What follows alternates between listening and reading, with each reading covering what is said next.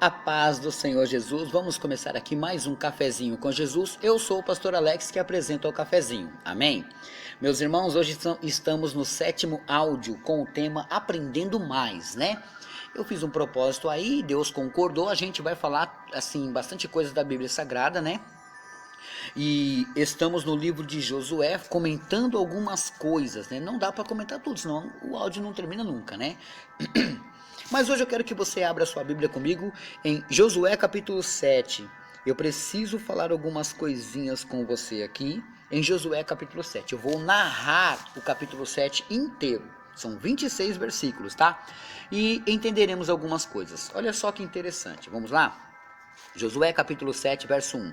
E prevaricaram os filhos de Israel no anátema, porque Acã, filho de Carme, filho de Zabde, filho de Zera, da tribo de Judá, tomou do anátema, e a ira do Senhor se acendeu contra os filhos de Israel. Então, ali o Acã acabou cometendo um pecado. Vamos descobrir um pouquinho mais o que ele fez que deixou Deus com a sua ira acesa. Verso 22.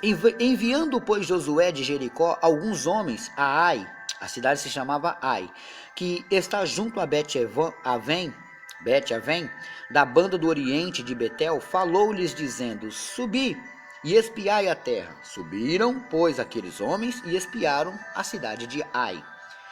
E voltaram a Josué e disseram-lhe: Não suba todo o povo, suba alguns 2.000 ou 3.000 homens a ferir a Ai.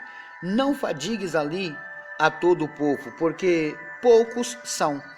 Entenderam? Os espias voltaram e falaram assim: Olha, não precisa nem mandar muita gente, porque é pouca gente que tem lá. Então vamos mandar só um pouco, tá? Entre 2 ou 3.000 homens. Verso 4. Assim subiram lá do povo alguns 3.000 homens, os quais fugiram de diante dos homens de Ai. Ué, o que aconteceu? Subiu 3.000 homens. Os espias falaram que era fácil. E os 3.000 homens saíram correndo. Vamos ver o que aconteceu? E os homens de Ai feriram deles alguns 36 e seguiram-nos desde a porta até Sebarim. E feriram-nos na descida, e o coração do povo se derreteu e se tornou como água. O povo se desfaleceu, eles ficaram com medos, né? Por quê? Porque os 3.000 homens era garantido vencer a cidade de Ai. Eles subiram e foram derrotados. Botaram os 3.000 homens para correr e feriram uns 36 homens foram feridos, né? Então Josué rasgou seus vestidos e se prostrou em terra sobre o seu rosto perante a arca do Senhor até a tarde. Ele e os anciões de Israel, e deitaram pó sobre as suas cabeças. Isso era um sinal de humilhação, tá?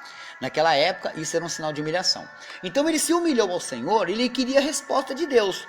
O Senhor não é com a gente? O Senhor garante que a gente vai vencer a vitória, vai vencer a guerra. E chega lá, a gente perde? O que aconteceu? Verso 7. E disse Josué ao Senhor Jeová: Por que com efeito fizestes passar este povo ao Jordão? Para nos darem nas mãos dos amorreus? Para nos fazerem perecer? Oxalá nos contentaremos com ficarmos além do Jordão. Desculpa. Então Josué agora, ele começa a perguntar para Deus o porquê que sofreu aquele problema. E agora, meus irmãos, Deus vai responder. Eu quero que você aprenda essa lição, porque essa lição de hoje, no livro de Josué, vai deixar claro o porquê às vezes a gente perece, parecendo que estamos com Deus, e não estamos. Vamos lá? Verso 8. Ah, Senhor, que direi, pois Israel virou as costas diante dos seus inimigos? Ele está dizendo aqui, olha, o povo agora virou as costas dos inimigos. O Senhor não é mais conosco?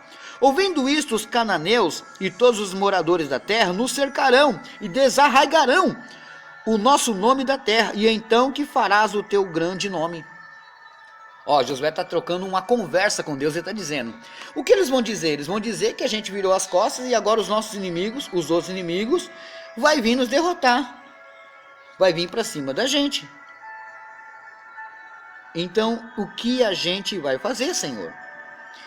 Verso 10. Então disse o Senhor a Josué: Levanta-te. Por que estás prostrado assim sobre o teu rosto?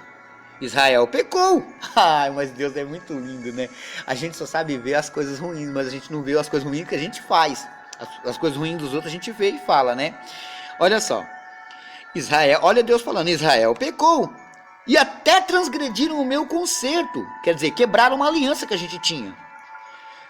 Até transgrediram o meu concerto que eles tinham ordenado e até tomaram do anátema, roubaram algo que não era seus. E também furtaram, e também mentiram, e até debaixo da sua bagagem o puseram. Vocês lembram, meus irmãos, que esses dias a gente falou das leis de Levítico, que não podiam roubar, mentir? Então, lembra daquela lei? Olha aqui, Deus falando aqui, ó, quebrar aquela lei. Por isso que eu quis trazer aquela lei aquele dia, né? Mentiram e até debaixo da sua bagagem o puseram. Pelo que os filhos de Israel não puderam, tá vendo? Ó, eles esconderam de Josué e das outras pessoas, mas não conseguiram esconder de Deus. Deus viu. Até debaixo da sua bagagem o puseram. Pelo que os filhos de Israel não puderam subsistir perante os seus inimigos. Viraram as costas diante dos seus inimigos, porquanto estão amaldiçoados. Entendeu por que as coisas começam a dar errado? Porque, meus irmãos, cometeram algo em falha e esconderam do homem, mas não de Deus. E aí o que Deus está falando? Ó, as coisas vão dar errado. Então, você que está mentindo e está roubando, as coisas vão dar errado, porque a Bíblia diz que você, a partir do momento que faz isso, você se amaldiçoa. A bênção de Deus para de te seguir. As coisas boas não vão dar certo. Você que está roubando e você que está mentindo, está sujeito a ser roubado, está sujeito a sofrer acidentes. Por quê? Porque a bênção do Senhor se retirou de você. E as coisas vão começar a dar errado. Não é que eu estou te amaldiçoando. Eu estou te dizendo que as coisas vão começar a dar errado porque você está trabalhando com a mentira e você está trabalhando com a maldade, com as coisas erradas. Assim, o nosso Deus faz o quê? Ele, não eu, ele tira a bênção de você e a maldição chega.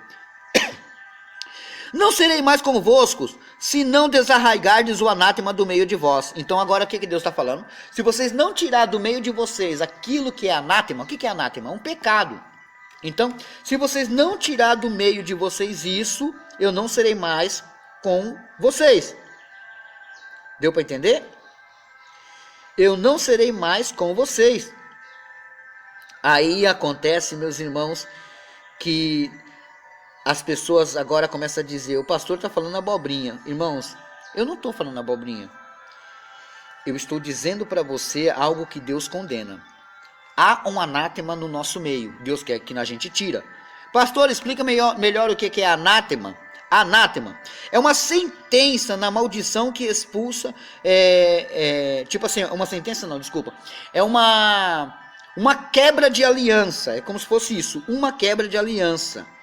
A gente tinha uma comunhão com Deus, a gente quebrou porque a gente acabou tocando em algo que não podia. Não sei se você está entendendo. Aí a gente acaba cometendo anátema. Então a gente não pode, nunca, jamais cometer esse pecado. A partir do momento que a gente comete esse anátema, a gente tira Deus da história da nossa vida e coloca o diabo. Então, um anátema é uma execração, uma maldição, uma reprovação. Tá entendendo? Isso na verdade, o anátema é do grego anatemá. É uma coisa posta de lado, formação de preposição, por exemplo, né? Então, a gente não pode, meus irmãos, jamais tocar naquilo que não se deve, tá? É cometer um pecado, pronto. Cometemos um pecado, Deus vai nos castigar. E aí a gente acaba pagando esse alto preço, né? Vamos continuar aqui? Bom, acho que não vai dar para continuar, mas amanhã eu continuo do versículo 13 em diante. Amém? Espero que você entendeu a mensagem de hoje. Ainda estamos no livro de Josué e muita coisa ainda a gente vai falar. Muita gente está dizendo que está gostando. Eu quero saber de você. Você está gostando? Está gostando do estudo? Está gostando de andar pela Bíblia Sagrada? Não são muitas coisas que eu vou falar porque não dá tempo. Amém? Bom, lição de casa. Tem gente falando assim, pastor, o senhor esqueceu tal dia a lição de casa. Esqueci não. Volta lá e ouça direitinho, tá? Tem hora que eu coloco no final, tem hora que eu coloco um pouquinho no começo, tá? Vamos lá. Levítico 26:9 é a lição de casa de hoje. Levítico 26:9, tá?